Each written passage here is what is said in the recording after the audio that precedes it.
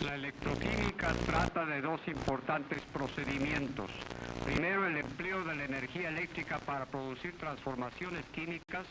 Segundo, el procedimiento contrario, el empleo de reacciones químicas para producir energía eléctrica. Para estudiar los efectos químicos de la energía eléctrica vamos a usar este aparato cuyos dos electrodos están conectados con un acumulador. El agua destilada es muy mal conductor, puesto que la aguja del medidor se queda en cero. Pero le agregamos ácido clorhídrico. El medidor indicará que una corriente eléctrica está pasando por la solución.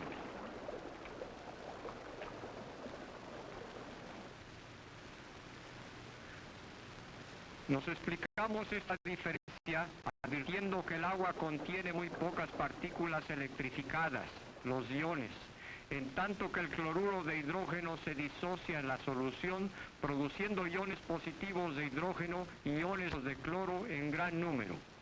Estos iones hacen posible la conducción de la electricidad. Cuando se deja pasar la corriente, los iones negativos se dirigen al polo positivo y los iones positivos acuden al polo negativo. Este movimiento hacia los electrodos no es más que una fase del paso de la electricidad.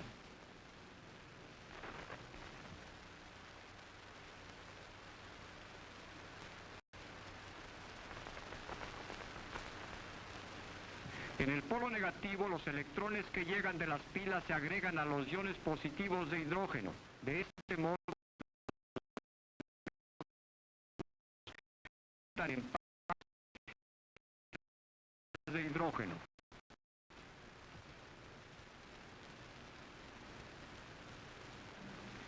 Se indica su presencia por las ligeras explosiones con que arde el gas.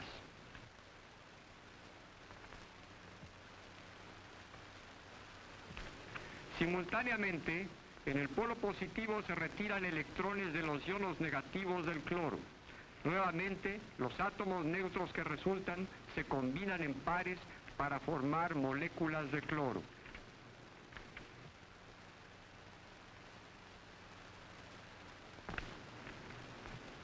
El blanqueo es prueba de que hay cloro. El transporte de iones a los polos y la descarga subsecuente de iones de cloro hacia el cloro y de iones de hidrógeno hacia el hidrógeno constituyen la descomposición eléctrica del ácido clorhídrico. Este procedimiento es un ejemplo de la electrolisis.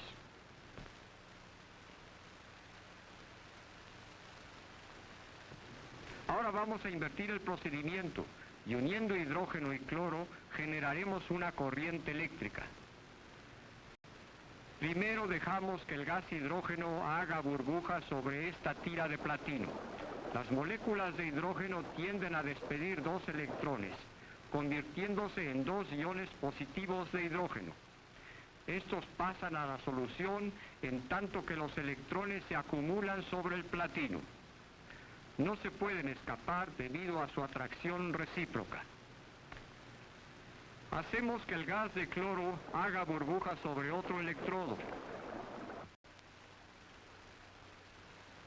Aquí las moléculas de cloro recogen electrones del platino y se vuelven iones negativos de cloro que entran en solución.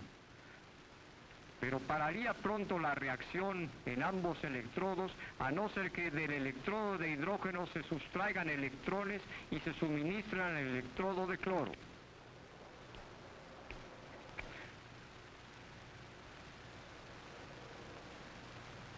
Al conectar los dos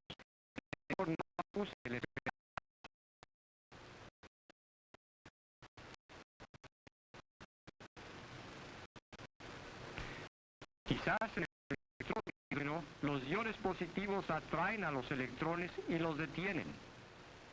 Se zanja esta dificultad conectando las dos vasijas con un tubo que contenga iones tanto positivos como negativos.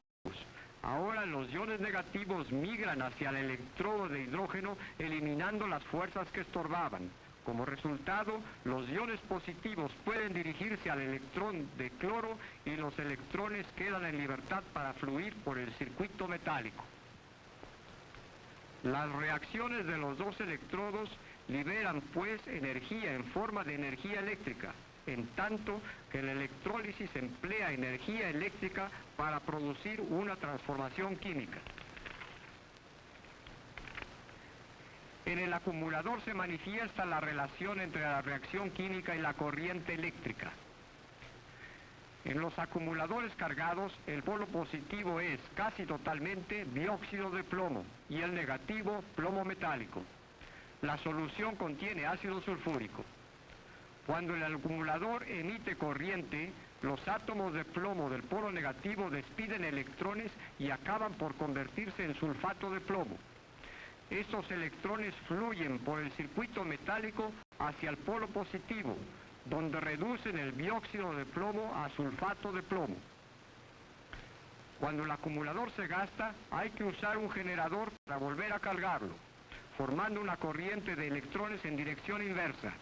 La corriente reintegra plomo metálico en un polo y dióxido de plomo en el otro. La carga de un acumulador es un proceso de electrólisis en el que los electrodos mismos participan. Dicha participación queda ilustrada más sencillamente en la galvanoplastia. En el plateado, el objeto que se va a chapear funciona como polo negativo y una barra de plata es el polo positivo. El generador lanza los electrones a la cuchara y en el polo positivo quita electrones a los átomos de plata. Por tanto, estos átomos se convierten en iones positivos que entran en solución. Adviértase que los iones negativos, aunque se dirijan al polo positivo, no se descargan, sino que permanecen inalterables cerca del electrodo. Es evidente que los átomos de plata del electrodo suministran más fácilmente los electrones que los iones negativos de la solución.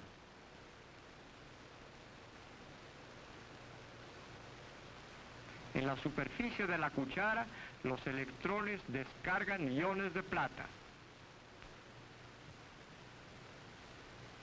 La cuchara queda chapeada de plata y se agota el electrodo de plata.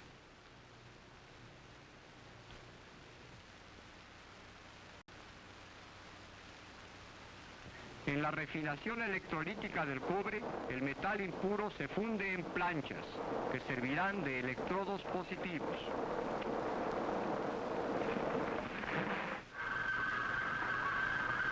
Supongamos que estos electrodos contienen cobre, zinc y plata. Como el cobre y el zinc sueltan sus electrones con más facilidad que la plata, estos metales entran en solución como iones. Las partículas de plata caen al fondo. Tanto los iones de cobre como los de zinc migran hacia el polo negativo, pero se deposita solamente el cobre porque los iones de zinc requieren un alto voltaje. De este modo, el cobre ha sido purificado quitándole la plata que no entró en solución para nada y el zinc, el que aunque se disolvió, no se depositó nuevamente. Ahora se saca de la célula el cobre puro. En el Niágara se han establecido muchas industrias electroquímicas. Una de ellas produce hidróxido de sodio mediante la electrólisis del cloruro de sodio. En este proceso los electrodos no se alteran en tanto que el agua del baño desempeña un importante papel.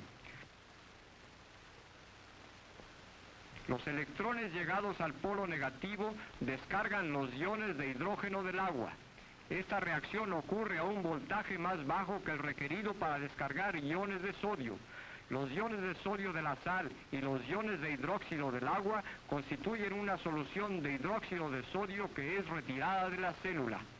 El cloro liberado del polo positivo se emplea en la esterilización del agua potable.